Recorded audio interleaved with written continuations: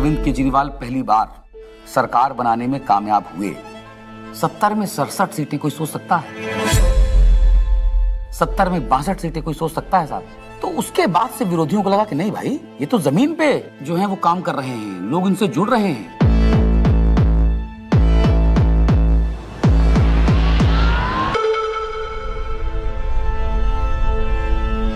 कहानी शुरू होती है तब से जहां से आम आदमी पार्टी ने पंजाब जीता। लोगों की भूख थी आम आदमी पार्टी की। उन्होंने कहा आम आदमी पार्टी हमें चाहिए। लोगों ने वोट दिया और पंजाब में आम आदमी पार्टी का जन्म हो गया। पंजाब के लोग जो हैं वो सच्चे बंदों को पसंद करते हैं और जिसके साथ दिल से जुड़ जाएं जुड़ जाएं।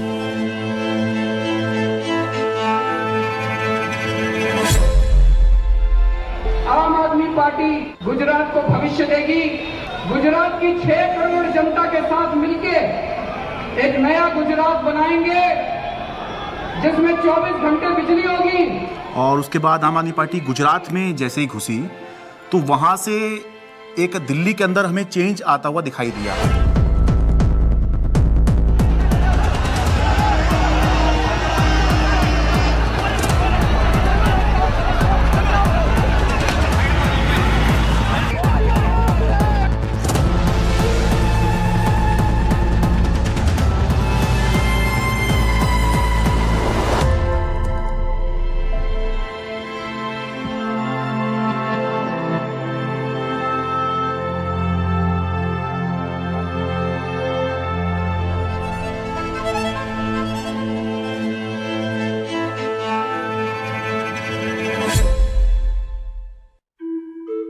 So it started, I think, with the arrest of Satyendra Jain ji, and मुझे लगता है कि ये स्ट्रैटेजी उनकी शायद रही होगी कि जो भी अरविंद केजरीवाल के सिर्फ आईज, ईयर्स, आर्म्स, हैंड्स, जो पूरी टीम है, कि अगर हम उस टीम को डिकैपिटेट कर देंगे तो हो सकता है कि काम रुक जाए।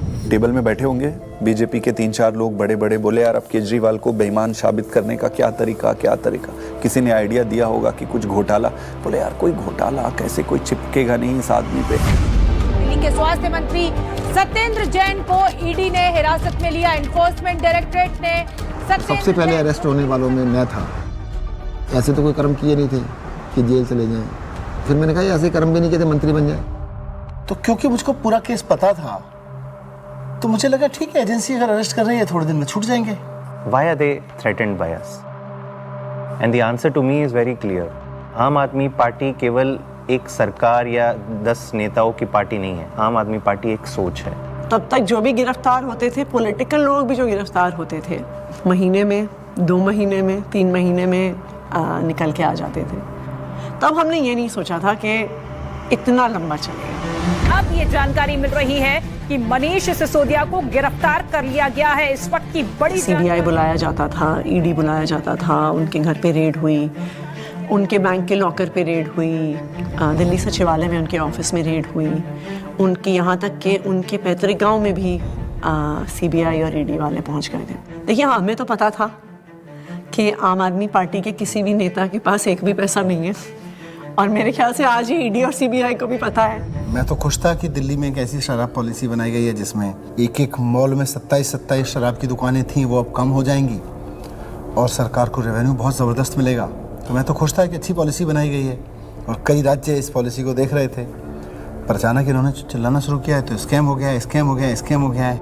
अगर एक अच्छी पॉलिसी को ये स्कैम करार देके सीबीआई और ईडी में केस रजिस्टर करा सकते हैं तो किसी भी हद तक जा सकते हैं। मनीष सिसोदिया को ईडी ने गिरफ्तार कर लिया है। तिहाड़ जेल में पूछताछ के बाद मनीष सिसोदिया को अब ईडी ने गिरफ्तार कर लिया है।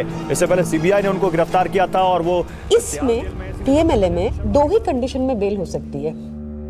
पहली कंडीशन या तो जो सरकार का इन्वेस्टिगेशन एजेंसी है वो कह दे कि केस नहीं। दूसरी कंडीशन बेल हो सकती है जब इन्वेस्टिगेशन एजेंसी द्वारा डाले गए सारे कागज जांच कर लिए जाएं। तो भाजपा की इन्वेस्टिगेशन एजेंसी क्या करती थी, लाखों की तादाद में कागज डाल दिए। अब जज साहब कितना टाइम लगाएंगे वो देखने को, 10 साल। हमने प्रोसीडिंग्स भी पूरी देखी थी सुप्रीम कोर्ट के अंदर।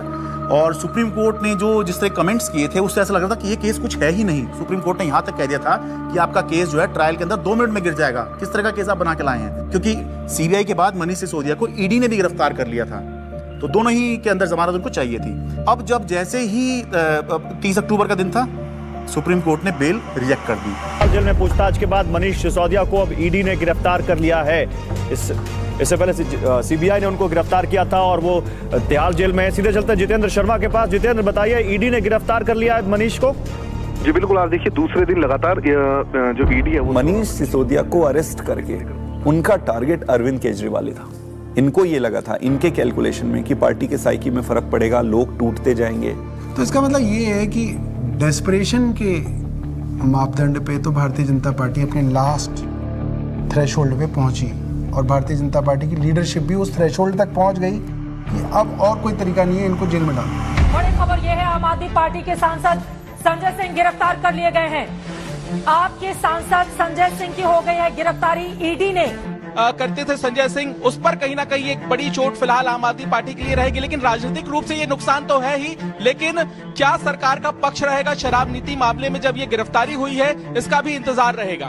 अब ये अपने आप में काफी ज्यादा तो भगत सिंह ने अपनी किताब में लिखा कि उनके छोटे भाई जब उनसे मिलने आए, फांसी की सजा हो चुकी थी तब तक, उन्होंने लिखा कि उन्हें ये फिक्र है हरदम नया तर्जे जफा क्या है। जफा मतलब अत्याचार। उन्हें ये फिक्र है हरदम नया तर्जे जफा क्या है, हमें भी शौक है देखें सितम की इंतहा क्या है। इस सरकार के ऊपर बिल्कुल फिट बैठता है कि ये सितम करने पे आए हैं और हम इनकी सितम की इंतहा देखना चाहते हैं। 2200 करोड़ रुपए की रिश्वत खिलाई अडानी ने। Nothing is going on record. 2200 crore रुपए की रिश्वत आपके अधिकारियों को। संजय जी, 2200 करोड़ की रिश्वत। संजय जी प्लीज। सर वो क्या बोल रहे हैं सर? वो आप इधर बोलेंगे कि उधर बोलेंगे? जिस तरीके से पार्लियामेंट में और पार्लियामेंट के बाहर अगर अरविंद केजरीवाल और पार्टी के वॉइस को एक स्ट्रक्चर करके जनता और देश के सामने रख रहे थे, बीजेपी उससे बहुत इरिटेटेड और फ्रस्ट्रेटेड थी। मैंने तो अपने घर के सामने एक बैनर भी लगवा दिया था कि फक्कड़ हाउस में ईडी का स्वागत है। अब कहानी जो है अलग लेवल पे पहुंच गई। अरविंद केजरीवाल भी ये बात समझ रहे थे कि जब एक के बाद एक नोटिस आ रहे हैं तो देर सवेर ईडी जो है उनको गिरफ्तार करने आएगी। हमारा एक व्हाट्सएप ग्रुप है पार्टी की लीडरशिप का, जिसमें एक खबर आई थी कि ईडी वाले अरविंद जी के घर पहुंच गए हैं 6 फ्लैग स्टाफ रोड पे।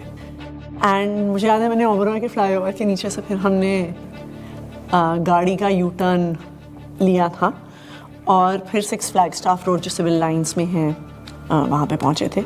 मुझसे पहले सौरभ भारद्वाज पहुँचे थे वहाँ पे। इतने में उन्होंने बैरिकेडिंग दोनों तरफ कर दी, बट मैं बैरिकेडिंग से पहले ही जो है वो अंदर पहुँच गया था। मैं वो मेरे को अंदर से किसी का मैसेज आया which was very sad thing to imagine. Arvind Kejriwal ji अपना बैग पैक कर रहे हैं और एक मुख्यमंत्री अपने घर में ही असहाय है, आप सोचिए। और वहाँ जो पुलिस खड़ी है वो उसके लिए नहीं खड़ी है, वो इसलिए खड़ी है कि किसी और को आने नहीं देंगे। उसके यहाँ जो ईडी के जो अफसर हैं वो उसको कह रहे हैं कि अब आप बैग पैक कर लो, आपको अरेस्ट कर रहे हैं। ईडी दफ्तर ले जाया जा रहा है अरविंद केजरीवाल को। इस वक्त की बड़ी खबर, बड़ा अपडेट, अरविंद केजरीवाल को ईडी ने गिरफ्तार किया है और ईडी दफ्तर उनको ले जाया जा रहा है। जिस तरीके से अब दिल्ली के मुख्यमंत्री अरविंद केजरीवाल को ईडी दफ्तर ले जाने की तैयारी की जा रही है और ये माना जा रहा है कि अब ईडी दफ्तर में उनसे पूछताछ होगी और उनके सामने। जब से मैं जर्नलिस्ट बना हूं 17 साल से, मैंने नहीं देखा किसी सिटिंग चीफ मिनिस्टर को अरेस्ट किया गया हो। तो मेरे मन में एक बात अंदर से आई कि पार्टी खत्म नहीं होने दी, सरकार नहीं खत्म होने दी। तो उस समय जो बाहर थे, जैसे संदीप पाठक बाहर थे जो संगठन के काम देखते हैं, हमारे जो कैबिनेट के जो साथी थे, आतिशी थी, सौरभ भारद्वाज थे, हमारे सोशल मीडिया के जैस्मिन थे। तो फिर हम सब लोग हमारे घर पे ही हमने सबको बोला, हम लोग वहीं धीरे धीरे वहीं गैदर हुए। अब ये देश को बचाने की लड़ाई है, तानाशाही के खिलाफ लड़ाई है और सभी मिलकर के लड़ेंगे और इस लड़ाई को जीतेंगे। कल 10 बजे भारतीय जनता पार्टी के मुख्यालय पर हम इसके खिलाफ प्रोटेस्ट शुरू करेंगे।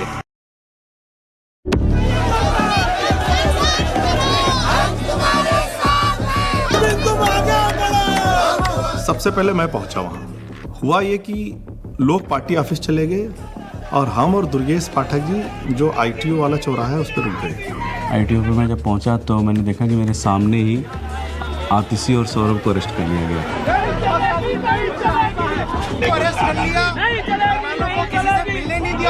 कोई वहाँ पे प्रोटेस्ट करने आता, 4 लोग सड़क पे बैठते, 4 लोगों को बस में बिठाते, बस भेजते।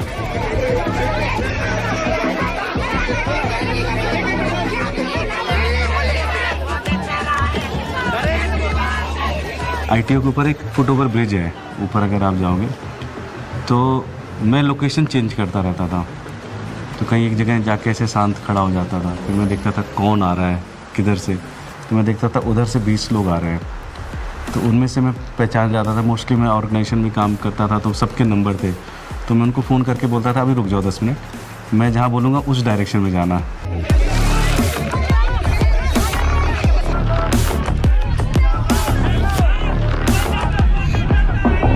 कोई एक डिक्टेटोरियल लीडर है और वो चुनाव से पहले सारे ऑपोजिशन के नेताओं को गिरफ्तार करा लेता है और फिर कहता है कि जी मुझे तो 99% वोट्स आ गए, मैं popularly and democratically elected leader हूँ।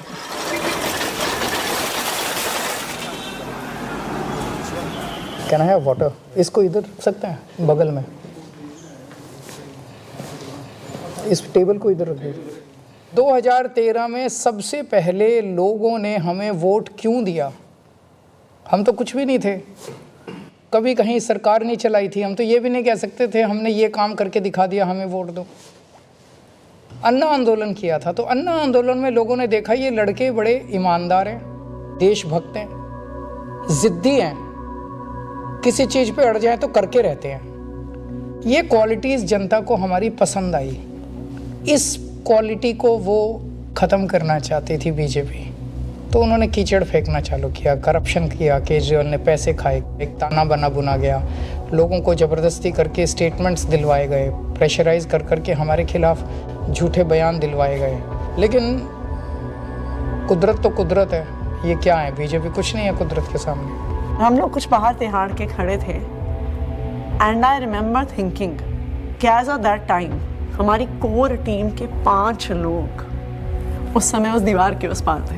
मेरे हाथ में बहुत कुछ नहीं था, सब ऊपर वाले के हाथ में था, और मैंने अपना अंदर समय बहुत मेडिटेशन करते हुए और गीता पढ़ के बिताया। वहाँ पे सबसे ज़्यादा जो चीज़ परेशान करती है वो होती है अनसर्टेनिटी।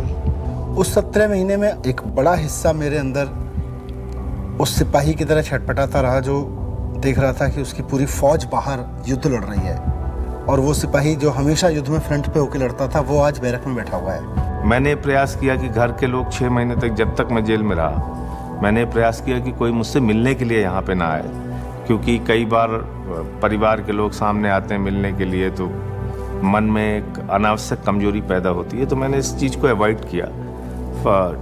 फ़ोन पे जब वो वीडियो कॉल पे जब बात होती थी, वीडियो कॉल करते थे तो हंसते थे, लेकिन वो हंसी के पीछे कुछ ना तकलीफ छुपी होती है, क्योंकि पत्नी से बेहतर कोई नहीं समझ सकता है।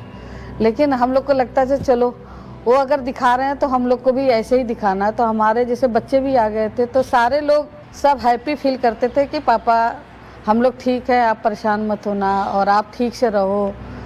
एक बारी ना कपिल मिश्रा ने आरोप लगाया था 2 करोड़ का कि सत्येंद्र जैन ने अरविंद केजरीवाल को 2 करोड़ की रिश्वत दी। तो मेरी बेटी स्कूल में पढ़ती थी, तो उसका नाम स्कूल में 2 करोड़ ही रखा गया था।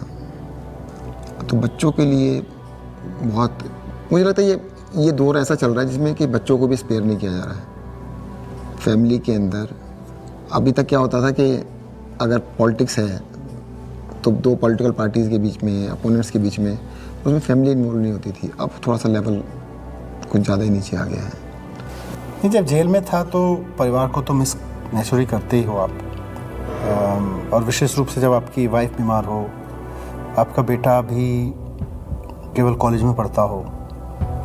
तो उसने चिट्ठी लिखी, उसमें उसने बोला कि अगर आप इस वक्त मेरी चिंता करोगे, अगर आप इस वक्त इस बात को लेके चिंता करोगे कि मैं परेशान हूँ, तो फिर ये मेरी देशभक्ति पे सवाल है।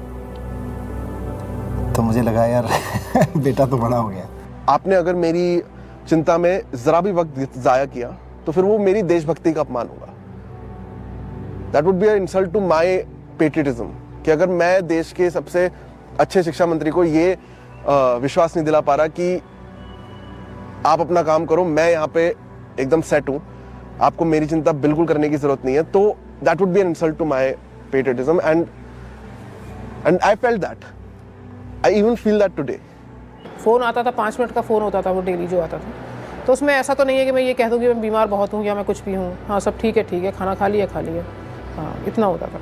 जो ड्रेडेड क्रिमिनल्स होते हैं ना, उनको सोलिटरी कन्फाइनमेंट में 2 हफ्ते से ज़्यादा नहीं रखते हैं, उसको इनह्यूमन माना जाता है। तो मुझे लगातार कई महीने तक सेकेंड फेज के अंदर सोलिटरी कन्फाइनमेंट में रखा गया। सॉलिटरी कन्फाइनमेंट में आप जेल ऑफिसर्स और मेडिकल स्टाफ, इनके अलावा आप किसी से बात नहीं कर सकते। सो आई वॉज ऑल अलोन। आपको चाहिए कोई बात करने के लिए, गप्पे मारने के लिए, अपने मन की भड़ास निकालने के लिए, कुछ भी बोलने के लिए, वो अलाउड नहीं था। मतलब 2 जालियों के बीच में से बात करें, शीशा लगा हुआ है, इधर से फोन पे मैं उधर से हूँ, एक चीफ मिनिस्टर हूँ, दूसरे चीफ मिनिस्टर से मिलने आया हूँ, सिटिंग दोनों। जेल नंबर 1 में मैं था, जेल नंबर 2 में अरविंद जी थे, उसके बीच में एक दीवार ही थी। कभी कभी लगता था आवाज़ दो जोर से तो हो सकता है पहुँच जाए उधर। कई बार जेल के अंदर जब ऐसे मौके आते थे, ऐसे मोमेंट्स आते थे जब आदमी कमज़ोर फील करता था, तब मुझे लगता था यार मनीष की तरफ मैं सोचता था कि मनीष को 1.5 साल हो गया, उसकी तो वाइफ भी इतनी बीमार है, वो नहीं टूटा, सो हमें भी हिम्मत रखनी है। ये बड़ा वो था कि उन्होंने मेरी दवाइयाँ रोक दी। 15 दिन के लिए मैं शुगर का पेशेंट हूँ और 10 साल से मैं इंसुलिन पे हूँ, और 15 दिन उन्होंने मुझे इंसुलिन दी, मेरा शुगर 350-400 पहुँचने लग गया। जब जयप्रकाश नारायण इमरजेंसी के दौर में जेल गए थे, जब वो जेल गए थे उनकी दोनों किडनी ठीक थी, और 4 महीने बाद जब वो जेल से बाहर आए उनकी दोनों किडनी खत्म हो चुकी थी। Mr. Kejriwal, in fact, wrote to Tihar jail authorities alleging that he was not being administered insulin despite flagging his peaking sugar levels. ये जेल वाले कहते थे कि इंजेक्शन नहीं देंगे, प्रिस्क्राइब नहीं है, पता नहीं कितने साल से वो इंजेक्शन ले रहे थे, सब प्रिस्क्राइब था। भारतीय जनता पार्टी के कहने पर अरविंद केजरीवाल जी की इंसुलिन रोके हुए हैं। ऐसा लगने लगा कि यार क्या ये जेल में रख के इनको मारने का प्लान बना रहे हैं। क्योंकि पॉलिटिक्स एक अलग होती है, लेकिन पॉलिटिक्स का मतलब ये नहीं होता है कि मैं आपको निपटा ही दूंगा। तो ये इंसुलिन वाली बात जो है, ये तो निपटाने वाली बात है। विरोधी होते हैं राजनीति में, लेकिन दुश्मन नहीं होते। कोर्ट के आदेश पर डॉक्टर्स की कमेटी बनती है, उसके बाद जो है इंसुलिन दी जाती है। आम आदमी पार्टी का मोराल जो था वो डाउन था। क्यों? कि आम आदमी पार्टी जो है वो 2 चीज पे चलती है, केजरीवाल का नाम और वॉलंटियर का काम। वो दौर थोड़ा ऐसा था कि लगा था कि अब आम आदमी पार्टी जो है वो अब बचेगी नहीं, क्योंकि केजरीवाल के बाद कौन। कई बार ऐसे क्षण आए, ऐसे मोमेंट्स आए जब लगा कि अब तो सब खत्म हो गया, अब सब बर्बाद हो गया, अब there is no coming back from this, we have hit rock bottom.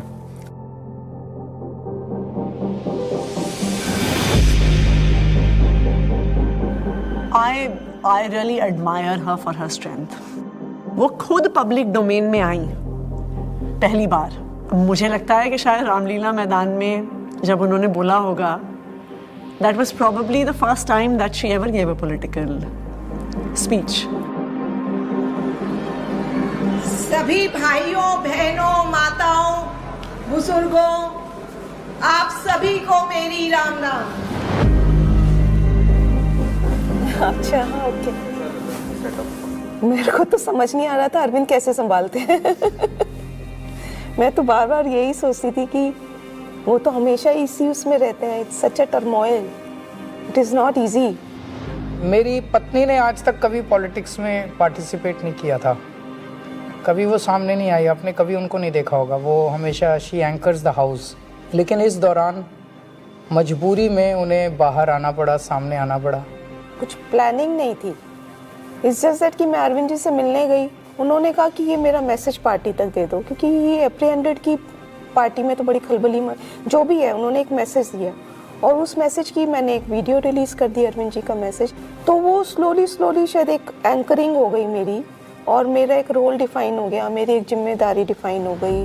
और जिस तरह से वो सारे पार्टी के सीनियर लीडर्स से, चाहे वो पंजाब के थे, चाहे वो देश भर के दूसरे राज्यों के थे, चाहे वो दिल्ली के थे, सबसे मिल रही थी, सबको हौसला दे रही थी और सबको एकजुट रखा उन्होंने, वो मुझे लगता है कि काफ़ी काबिल तारीफ़ है।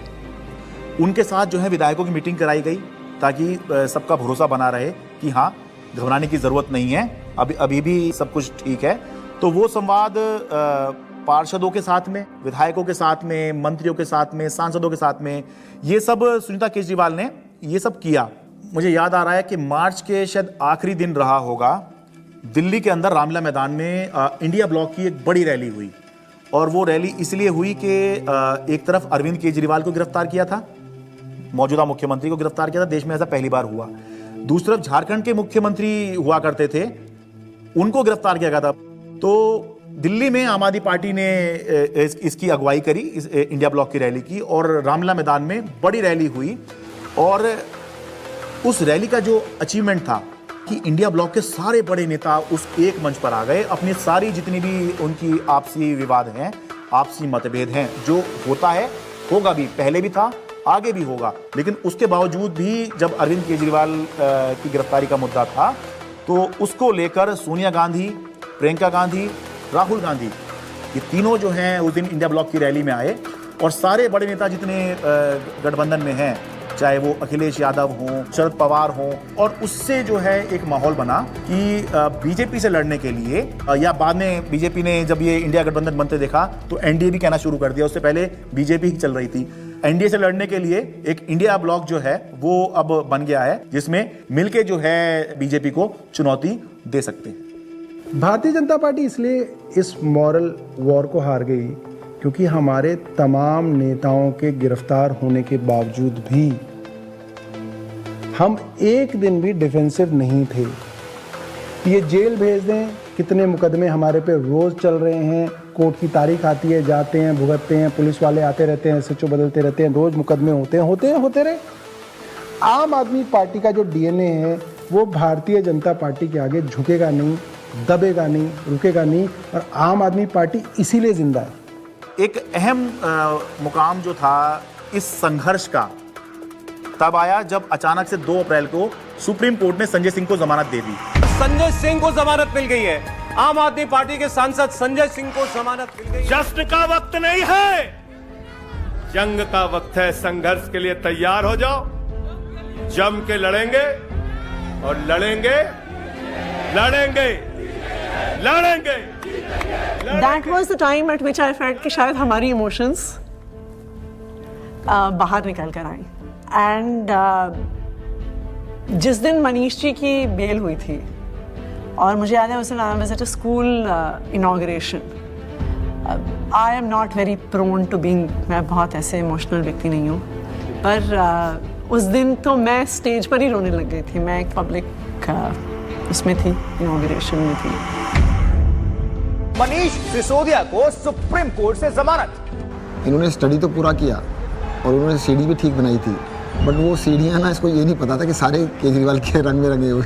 डिले किया जा रहा है, डिले पर डिले, वो मनीष सिसोदिया की तरफ से नहीं, जब बल्कि प्रक्रियागत है। और तुमने सारे के सारे रिसोर्सेज यूज कर डाले, तुमने ईडी यूज कर डाला, तुमने सीबीआई यूज कर डाली, एसीबी यूज कर डाली, विजिलेंस यूज कर डाला, दिल्ली पुलिस यूज कर डाली, सारा मीडिया का नैरेटिव यूज कर डाला, पूरी पावर तुमने, मतलब कितनी गन पावर है बीजेपी की, आपने सब कुछ यूज करके इन सारे लीडर्स को अरेस्ट कर लिया। उसका रिजल्टेंट क्या है? 0।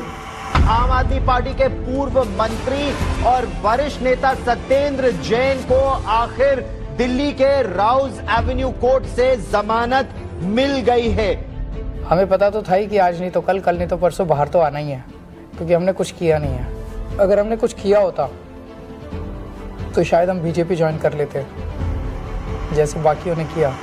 अरविंद केजरीवाल को जमानत मिल गई है। जिस खबर का इंतजार आम आदमी पार्टी के नेता कार्यकर्ता लंबे वक्त से कर रहे थे, वो खबर आ चुकी है। अरविंद केजरीवाल को जमानत मिल गई है। अभी की बहुत बड़ी खबर, दरअसल अदालत। तो ये इलेक्शन डिफाइन करेगा कि आम आदमी पार्टी कहां जाएगी, और अगर ये इलेक्शन अरविंद केजरीवाल जीतते हैं तो वो उस लीग में आ जाएंगे जहां पर ये चर्चा होने लग जाएगी कि अगर 2029 में लोकसभा का चुनाव होगा तो क्या अरविंद केजरीवाल प्रधानमंत्री का एक चेहरा हो सकते हैं, वो चर्चा होगी? नहीं, मैं कभी अपने आप को ऐसे नहीं सोचता कि मैं कभी पीएम बनूंगा, या कभी ऐसे भी नहीं सोचा था कि मैं सीएम बनूंगा। सो पीएम बनना मेरी ज़िंदगी का कोई मकसद नहीं है, लेकिन जो भी सरकार आए इसे ख़त्म करना होगा। मैं चुनाव के टाइम में चुनाव लड़ो, आपस में एक दूसरे को गाली गलौज मत करो, आपने जो काम किए वो जनता के सामने रखो, आप जो विज़न लेके आए हो वो जनता के सामने रखो। जनता को जो पार्टी पसंद आएगी उसको जिताएगी। जीतने के बाद सारी पार्टियों को मिलके फिर काम करना चाहिए, देश के लिए काम करना चाहिए, चाहे पक्ष में हो विपक्ष में हो। विपक्ष को कंस्ट्रक्टिव क्रिटिसिज्म करना चाहिए ताकि सरकार अच्छा काम कर सके, लेकिन एक दूसरे का जेल में डालना ये अच्छी राजनीति नहीं है। मैं दिल्ली की जनता से पूछना चाहता हूं, मैं देश की जनता से पूछना चाहता हूं कि क्या केजरीवाल ईमानदार है कि गुनहगार है? दोस्तों, 2 दिन के बाद, आज से 2 दिन के बाद मैं सीएम की कुर्सी से इस्तीफा देने जा रहा हूं, और मैं तब तक सीएम की कुर्सी पे नहीं बैठूंगा जब तक जनता अपना फैसला ना सुना दे। Did you anticipate his resignation and why did he resign? रुके न जो, रुके न जो, झुके न जो, दबे न जो, मिटे न जो, हम वो इंकलाब हैं, जुल्म का जवाब हैं, हर शहीद हर गरीब का हम ही तो ख्वाब हैं। रुके न जो, झुके न जो, जी रहे हैं इसलिए कि प्यार जग में जी सके, प्यार जग में जी सके, प्यार जग में जी सके। जब हमने पार्टी बनाई थी तब सभी नेताओं और मीडिया ने कहा था कि इनकी एक भी सीट नहीं आएगी, लेकिन जनता ने मुझे मुख्यमंत्री बना दिया। जब हमने 2014 में असूलों के आधार पर सरकार छोड़ी तो इन सब ने फिर शोर मचाया कि आम आदमी पार्टी खत्म हो गई, अरविंद केजरीवाल खत्म हो गए। लेकिन फिर जनता ने हमें 67 सीटों के साथ जीत दिलाई, और 2020 में हमने वो कर दिखाया जो किसी ने सोचा भी नहीं था। हमने अपने काम के नाम पे वोट मांगे, शिक्षा और स्वास्थ्य के नाम पे वोट मांगे। सबने कहा कि इस देश में शिक्षा और स्वास्थ्य पर कोई वोट नहीं देगा, लेकिन जनता ने फिर सबको गलत साबित कर दिया। जनता ने कहा, अगर आप हमारे लिए काम करोगे तो हम आपको पावर देंगे। मैंने तो राजनीति में इतना ही सीखा है कि जब जनता अपना मन बना लेती है तो भले ही उनके सामने कितना बड़ा तानाशाह हो, पूरे सिस्टम की ताकत हो या बड़ी बड़ी पार्टियां हो, जनता सबको ध्वस्त कर देती है। जनता के सामने किसी का अहंकार नहीं चलता, और जनता से बढ़कर कोई अदालत नहीं है। इसलिए मैं जनता के बीच जाऊंगा और अब जनता फैसला करेगी।